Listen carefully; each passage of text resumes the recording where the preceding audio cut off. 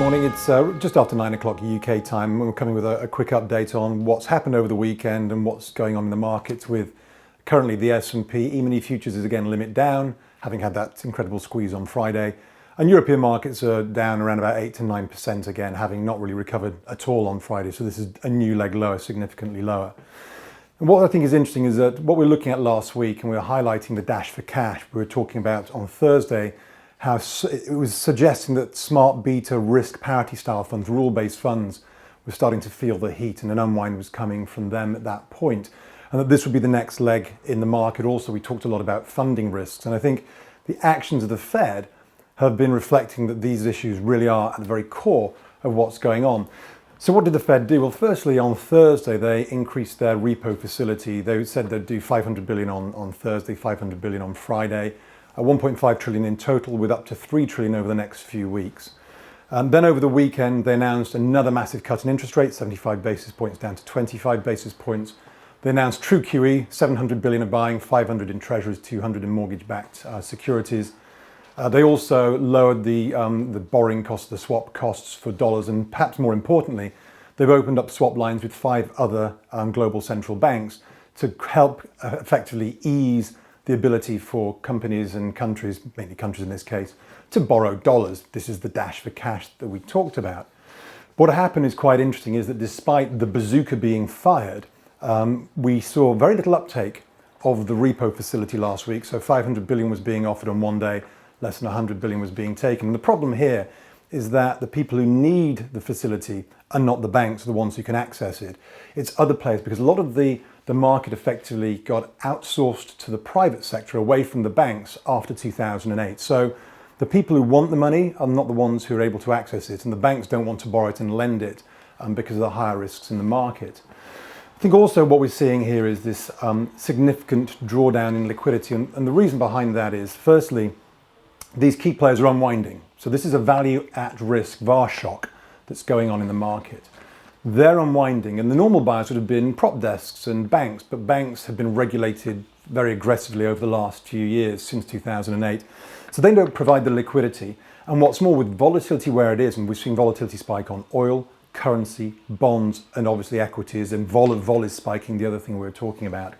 So despite all of this, we're still seeing because of this blow up in volatility, the banks themselves, where they were taking risk, have to take significantly lower. Often it's a tenth or a fifth of what they were doing before, at a time when you need liquidity. So liquidity has become a real problem.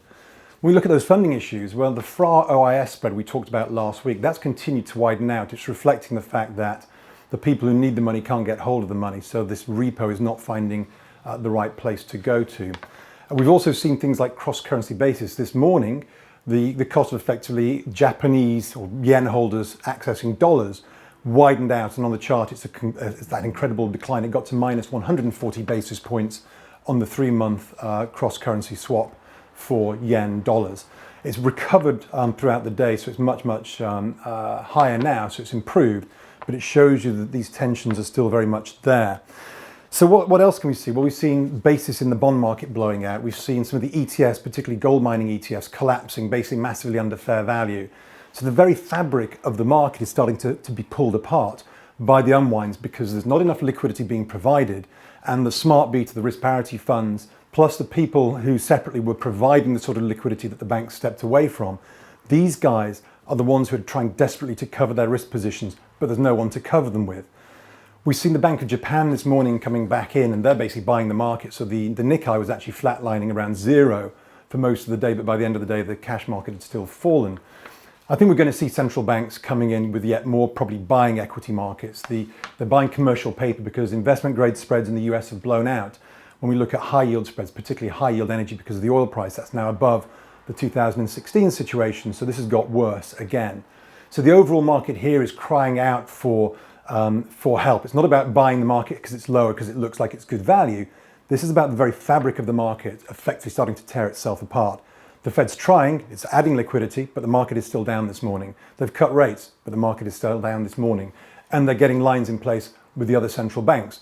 But you can see the problem here is it's not just the slowdown that we've got because of the coronavirus, is that has revealed a very fragile underlying market. That market is coming apart. Vol is going up as we said it would. I still think that's got a lot higher to go. Look at that FAR OIS. If that continues to widen out, we know that they need to come back yet more. Probably what will have to happen here is they'll have to change the rules themselves, the very rules that stop the investment banks and the commercial banks from getting involved in these markets. They'll probably need to change the rules to allow them to get involved in these markets, to provide some liquidity. So we're looking for rules change here, as well as this monetary activity. And of course, eventually the massive fiscal stimulus will come to deal with the coronavirus. But right here, right now, we've got a liquidity issue caused by this implosion of the big players on the risk parity, the rules-based funds. It's going to need more liquidity from the central banks, and it's probably going to take a lot of rules changes. This is the expiry week, so we expected there to be a little bit more volatility, although down here, there's not a huge amount of optionality out there because we blasted through all the major levels. This could be the week that we get the big low. It's anybody's guess, and because of where volatility is, people should not be taking big positions. That's why the risk that the big banks can take is a fifth or a tenth of what it was before this all started to blow up. Volatility means that we're going to get these big moves. Unless you're an incredible trader and you're sitting in front of your desk 24 hours, it's very, very difficult to commit to these markets. I wouldn't say it's time to buy yet, as I mentioned last week. It's oversold, but it will continue to get more oversold until we get a handle on this breaking apart of the framework that needs to be effectively underpinned by central banks. Thanks.